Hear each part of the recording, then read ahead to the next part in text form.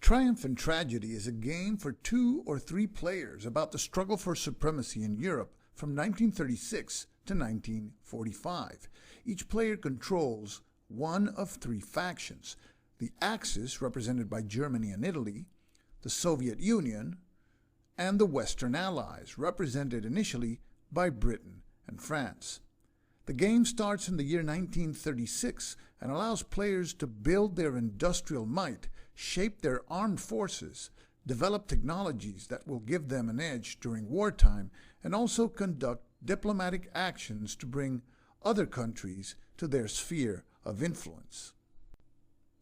The game can be won by a faction in one of 3 ways: by securing economic primacy, by military conquest of rival capitals, or by developing the atomic bomb.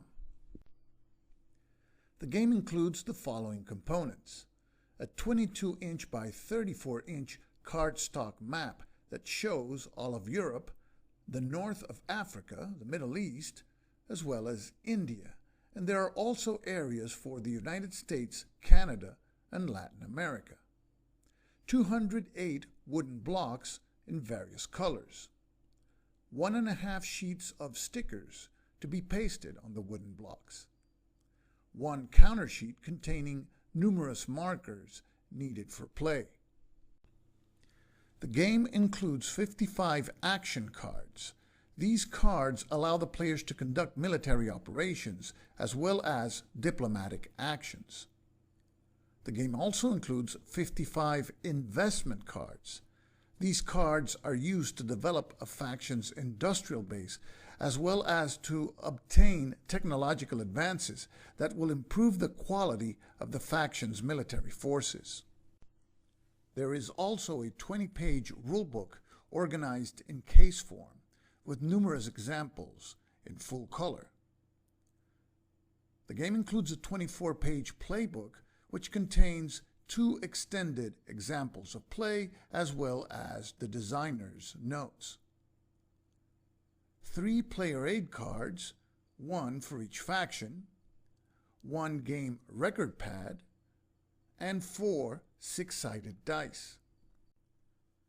There are 7 unit types represented by the blocks in the game: fortress units, Air Force, carriers, submarines, fleets, tanks, and infantry. We will be playing both extended examples of play which are included in the game's playbook. In this video, we will show the first example, which starts in 1936 and emphasizes on card play associated to the production and government phases. The second example deals in more detail with movement and combat of military forces.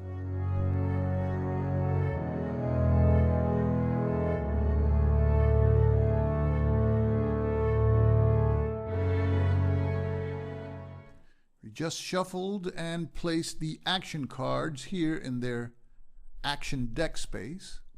And we also shuffled the investment cards and placed them in their designated space on the map. Now we're going to place the initial forces on the map. First we start with the Western Allies. The Western Powers player aid card tells us where to place British cadres as well as French cadres, and a cadre is a unit showing a 1 combat value. So that is the 1 pip on the top, and it can be of any type, but of course you're not going to place naval units in a landlocked area. So let's begin with the placement of the units for the Western Allies. We begin with the placement of the British forces. They start with 3 cadres in London and a full strength or 4 combat value fleet also there. And also 1 cadre in Glasgow. In India, the British have 2 cadres in Delhi and 1 in Bombay. And finally at Suez, 1 infantry cadre. And also part of the Western Allies are the French, and the French begin with 2 cadres in Paris, 1 in Marseille, a 3-strength French fortress in Lorraine, and finally, an infantry cadre in Algiers. Western Allies have a hand size of 8, industrial level starts at 7, resources at 11, and population 12. And we draw 8 action cards for the Western Allies. Next, we place the initial forces for the Soviets. First, in Moscow, the Soviets place 3 cadres plus a full-strength infantry unit. In Leningrad, 2 cadres are placed. Now moving closer to the frontier with Poland, 1 cadre goes in Kiev and another one in Kharkov. Another cadre is placed in Odessa. Now moving further to the east, the Soviets place 1 cadre in Stalingrad and 2 in Baku. And finally, 1 cadre is placed in the Urals.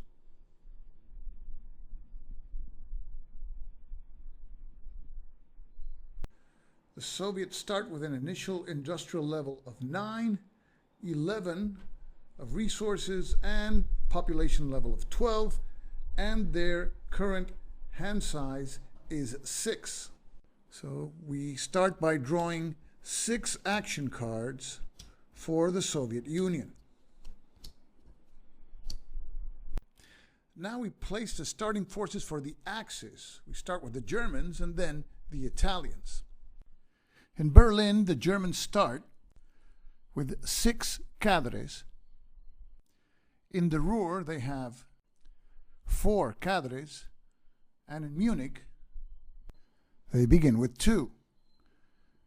Meanwhile, in Königsberg, which is Eastern Prussia, the Germans also start with 2 cadres. Now let's look at the starting forces for the Italians. We begin with Rome, where the Italians begin with 4 cadres. Meanwhile, in Milan, they have 2 cadres. And lastly, in Tripoli, North Africa, the Italians start also with 2 cadres. We see here the starting levels for the Axis: resources 6, current hand size 7, population 11, and industrial level is 12. The Axis begins the game with a number of action cards which is equal to double their hand capacity. Their hand capacity is 7, so they start with 14. So the year marker is placed in the year 1936, and the phase season marker in the New Year box. Now we place the peace dividend markers in this randomizer cup, and each side secretly and randomly draws 1 peace dividend marker and inspects it, and the Axis have nothing to write home about. We do the same for the Western Allies, and, well, got at least something there. And we do the same with the Soviets, and hey, they won the lottery with that one. These will count as victory points at the end of the game, but they are only received during those turns in which each faction did not engage in battle. Now we're going to roll 1 die to determine player order. So in this game, which is a card-driven game and a block game, and you have a lot of uncertainty, there's also uncertainty as to the order in which the factions will be executing actions. And that is dictated by a random die roll For example, if a 2 is rolled, the Axis will go first, and then play will proceed clockwise to the Western Allies and then to the Soviets. So we roll 1d6 and the result is a 4. So that means that the Western Allies will go first, and that 4 means that they go first, and the arrow points towards the direction of the next player, which will be the Soviets. And after the Soviets, then the next faction to execute actions in turn order will be the Axis. And we use also this block, which has 2 sides. In one side the arrows go counterclockwise and in the other one clockwise. Because of the number 4 result, the order will be clockwise, so we use this marker to be placed near the player who is executing his turn first. So it will be the Western Allies, and we place it on the clockwise side. So we advance the phase season marker to the production phase. And during the production phase, each of the factions will engage in production in player order. So we will start with the Western Allies, followed by the Soviets, and then the Axis. To determine the production levels for each of the factions, we have to take a look at these 3 markers: industry, resources, and population. When at peace, the resource marker is ignored, and production will be the lesser of industry or population. And in this case of the Western Allies, production will be equal to 7 production points. Production points are used to purchase action cards. Each action card is 1 production point, or investment cards, which also cost 1 production point. Here, everything costs 1 production point. If you want to purchase a new cadre, which is a combat unit with a combat value of 1, that costs 1 production point, as well as upgrading or increasing the strength of existing combat units by 1 combat level, that also costs 1 production point. Western Allies decide that increasing their industrial level is a top priority, so they will purchase 5 investment cards. So they take 5 cards from the investment deck. Western Allies want to build a unit outside of their home countries of Britain and France, and the only type of units that can be built outside home countries are fortress cadres, so they build a fortress cadre in Gibraltar. Having spent 6 of their 7 production points, the Western Allies spend their last production point to build an infantry cadre in Paris. And now we conduct production with the Soviets. As we see here, the lowest of industry and population for the Soviets is industry at 9, so they have 9 production points. Soviets also want to increase their industrial level, so they purchase 4 investment cards. The Soviets also want to increase their armed forces and place them closer to the frontiers with Poland and Romania. So they place 2 cadres in Belorussia, and they place 1 in Kiev and 1 in Odessa. The Soviets still have 1 production point left, and they spend it to purchase 1 action card. Having concluded Soviet production, now we move on to Axis production. Current Axis peacetime production is at 11, but note that their resource level is pretty low at 6. The only 2 ways of increasing resources is by military conquest or by bringing neutral countries to the faction's sphere of influence through diplomacy. That way the country can provide its resources and population to the faction either by becoming an associate or a protectorate or even a satellite. With 11 production points, the Axis will buy 6 investment cards. And they will spend 5 production points to increase the combat value of 5 of its cadres, and they will be these 5 cadres.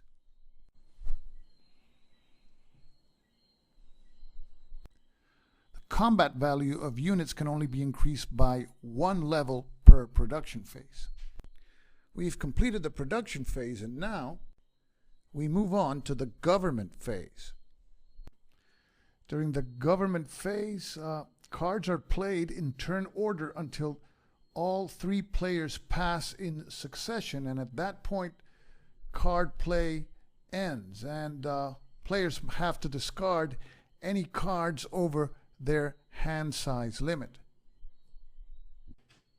During this phase, a player may play a single diplomacy card, or a pair of tech cards, or an intelligence card, or a number of factory cards totaling or exceeding the faction's factory cost, and that is to increase the industrial level by 1.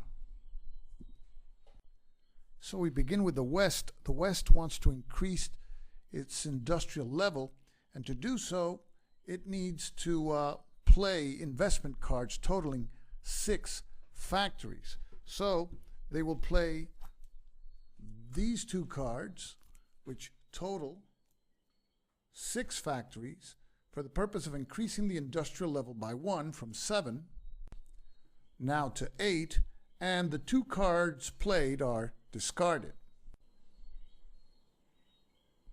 Play now passes to the Soviets, and the Soviets need to increase their industrial level to play investment cards totaling 7 factories.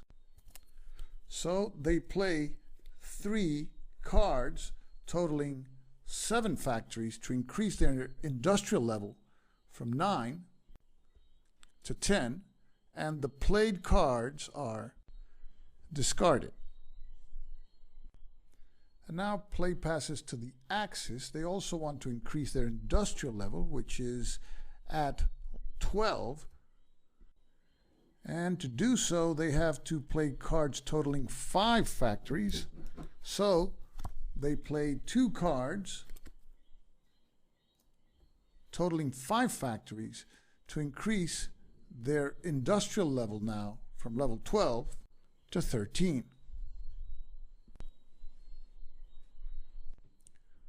Now it's the Western Allies' turn, and they decide to pass.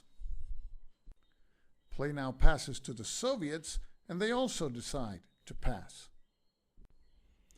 Play now passes to the Axis, and if they pass, it will be a 3rd pass in a row, and that will be the end of the government phase, and they will lose cards in excess of their hand capacity of 7, and they cannot afford that.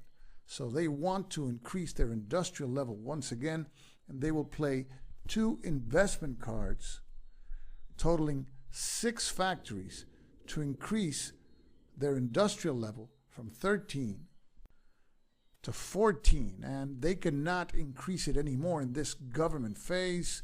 A faction can only increase its production level by 2 in each government phase.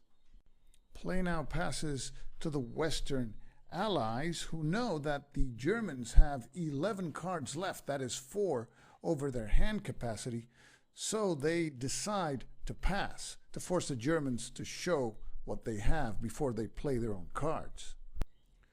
Play now passes to the Soviets, and they are attuned with the Western Allied strategy, and they also pass. So play now passes to the Axis. They cannot play any more investment cards for the purpose of increasing their industrial level, so instead they decide to play 2 investment cards for the purpose of developing the heavy tanks technology. And they will place these cards underneath the map. That is, they will play them covertly so that the other players do not know what technology they have developed. Players can also play them openly, but the Germans decide that it is in their best interest to not let the other factions know what cards they have, so they are placed underneath the map board. And that is the secret vault of the Axis player. Each pair of tech cards played in a player's vault decreases the current hand size by 1. So the current hand size for the Axis goes from 7 to 6. Now play passes again to the Western Allies, and they decide again to pass. Play passes now to the Soviets, and they also decide to pass to keep the pressure on the Axis of having to reveal the cards that they have. Play passes to the Axis. They have played all the tech cards that they had in their hand, so they still have 14 cards left, and all are action cards.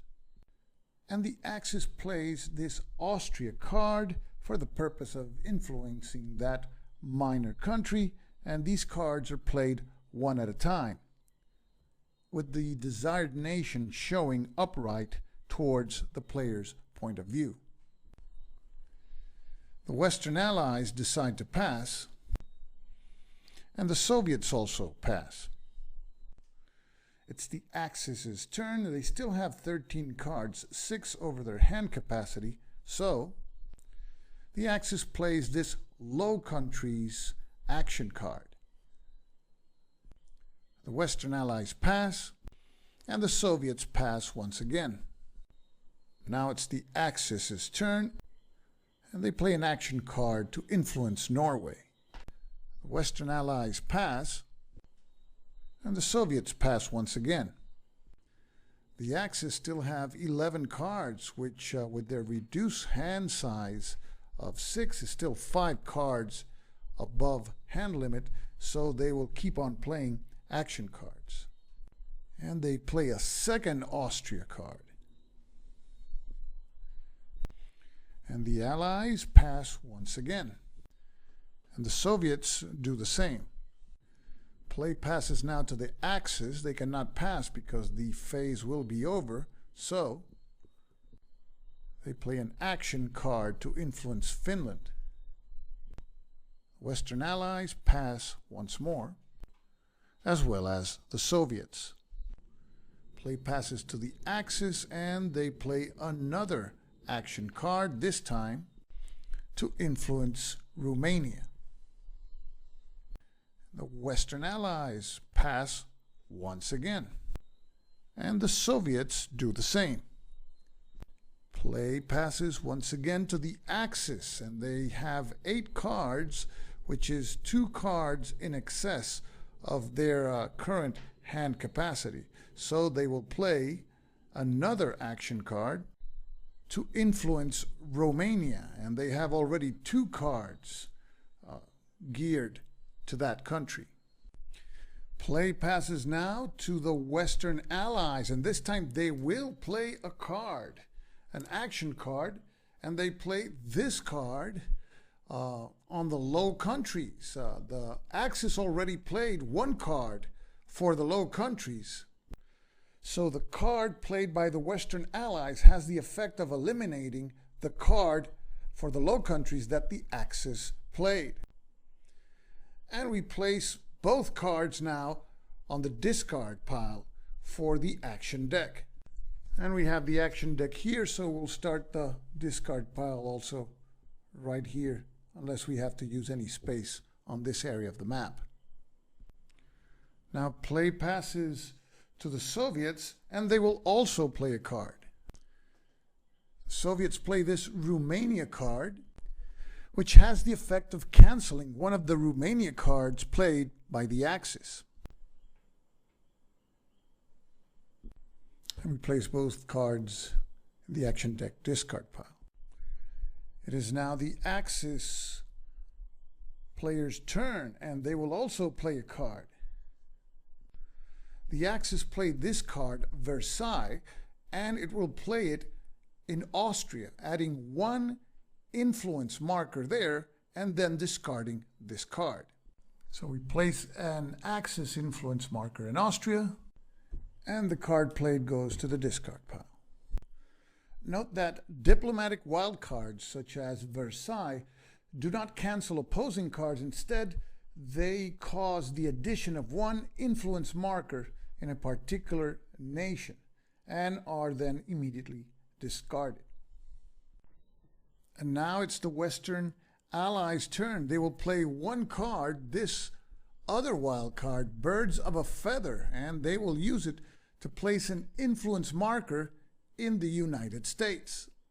So we place a Western Allied influence marker there, and we discard the wild card.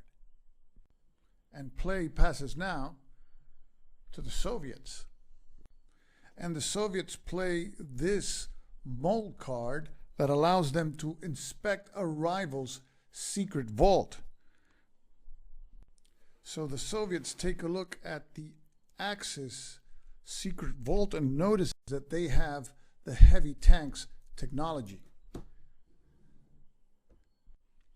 This card allows also the faction that plays it to pair it with any tech in that faction's hand that matches the tech found in the secret vault. The problem for the Soviets is that they don't have any tech card at all. So that effect will not happen, and this card is now discarded. Next, the Axis turn, and they will play a card. And they play this wild card, Isolationism, and it allows them to remove a rival influence marker from various countries, and they select the United States. And the Western Allied influence marker there is removed. It is now the Western Allies' turn, and they pass. Play passes now to the Soviets, and they also pass. Play passes now to the Axis, who play this wild card, Ethnic Ties, and the Axis will place one influence marker in Norway.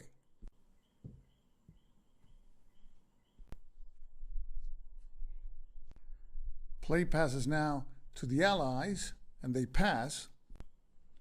And play passes now to the Soviets, and they also pass. And play passes now to the Axis, and they also pass, and that's the third pass in a row, so the card play portion of the government phase is over. Now we go to diplomacy resolution. The West and the Soviets have no diplomacy cards remaining in play. They have gained no new influence. So now we proceed to make the adjustments for the cards that the Axis played in their respective countries. And we see here that the Axis has one card played in Finland, and we place an Axis influence marker in Finland, and now Finland, because it has one influence marker, becomes an Axis associate, and the Axis can add the resource that Finland has to its track, increasing Axis resources from 6 to 7.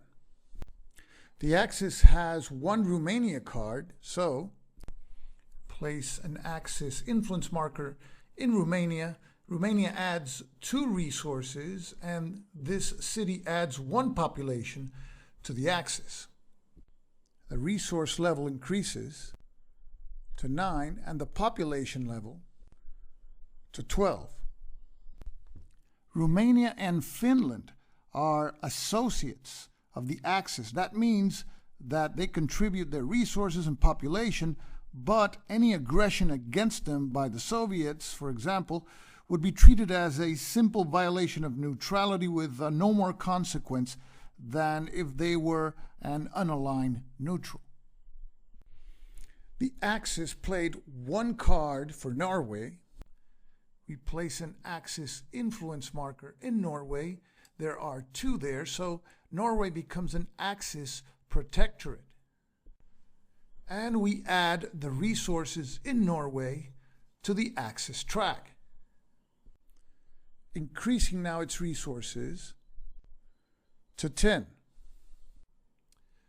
By becoming an Axis Protectorate, any faction that attacks Norway will cause also a declaration of war against the Axis. However, the protectorate status means that Norway's forces will be represented by the neutral fortress units that only serve for self-defense. Now we conduct diplomatic resolution for Austria, and the Axis played 2 Austria cards. So we place 2 Axis influence markers in Austria, and there is already 1 there. So with 3 or more influence markers, that country becomes an Axis satellite. A satellite is signified by a single control marker in the country. In addition, Austria will add the value of its city, which is Vienna, with a population value of 1 to the Axis track, increasing Axis population now to 13. As a result of becoming a satellite, the controlling faction places 1 of their units in that country with a combat value equal to the muster value of any city in that country. Vienna has a muster value of 2, so the Axis place a German unit, in this case an infantry unit with a combat value of 2 in Austria. And from now on, any opposing faction that attacks Austria, that attack serves also as a declaration of war against the controlling faction, which is the Axis. Place all the cards played by the Axis to influence any countries in the discard pile. Now we check to see if any of the factions have to discard cards because they have more cards than their hand capacity. The Axis hand capacity is 6. They have 4 cards, so they do not have to discard any cards. The Soviets have a hand capacity of 6 cards, and 6 cards is what they have, so they don't discard any. The Western Allies have a hand capacity of 8 cards, and they have 9 cards, so they will discard this Hungary-Yugoslavia Spring Command card. Now we advance the phase season marker to the spring season. During each season, we proceed in turn order, in which each player can play a command card or pass. And we start again with the Western Allies. And the Western Allies go first, but they decide to pass. Next, it's the Soviets' turn, and they also decide to pass. Now to the Axis, and they also pass, and that's the end of the spring season. Now we advance the season marker to summer, and the Western Allies decide to pass. Play now proceeds to the Soviets, and now they play a card face down. Play proceeds now to the Axis, and they decide to pass. And now it is the Western Allies' turn, and they also decide to pass. And now play proceeds with the Soviets once again. They have already played a card, so they must pass, and that is 3 passes in a row, and that ends card play. And now the Soviets reveal the card that they played. And the Soviets played a K9 card.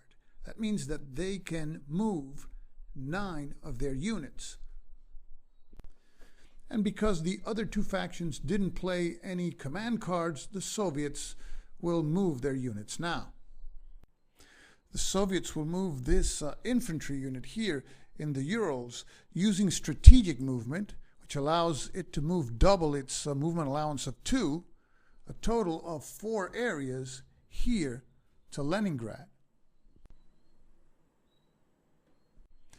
Next, this Air Force unit moves from Kharkov here to Kiev.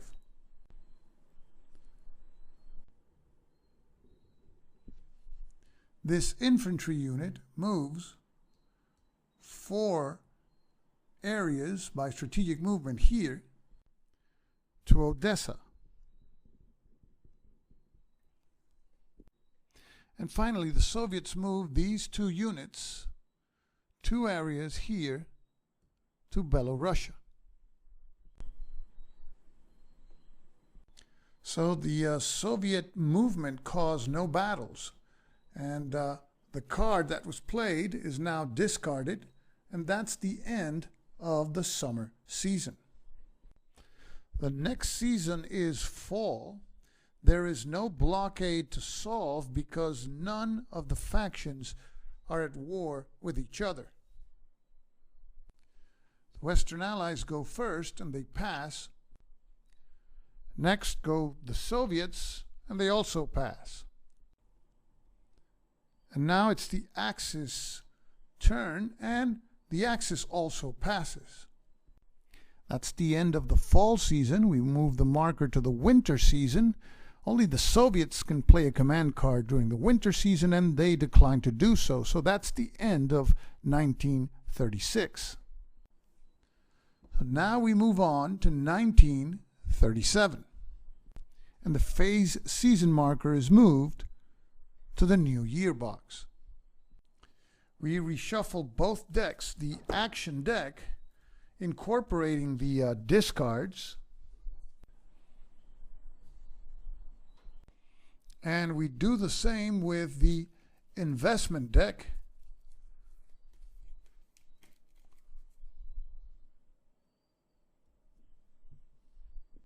Now we would perform a victory check, but none of the factions are even near victory conditions. So now we draw blindly one peace dividend marker for the Axis, and this one is nice and round 0, which we place right beside the other one. Now we draw a peace dividend marker for, or counter for, the Western Allies, and it is another 0.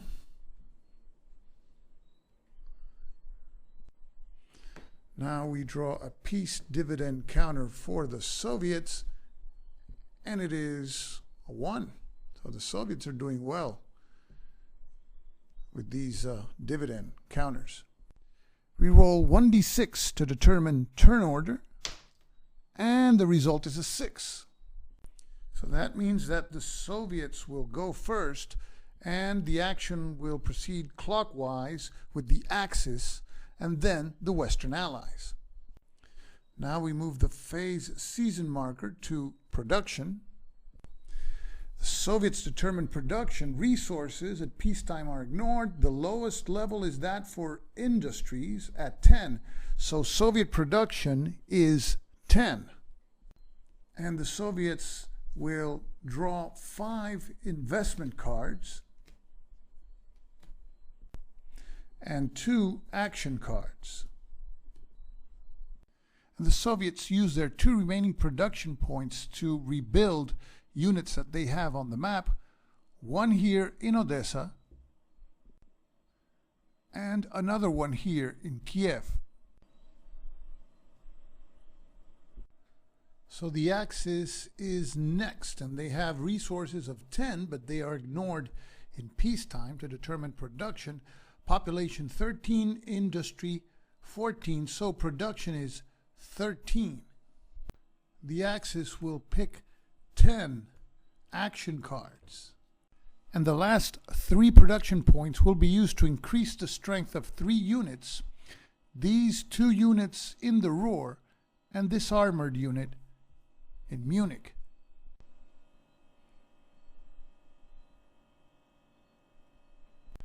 Now it's the Western Allies' turn to determine production, and they have industry at level 8, population at level 12, and again resources is at 11, but it is ignored, so Western Allied production is 8.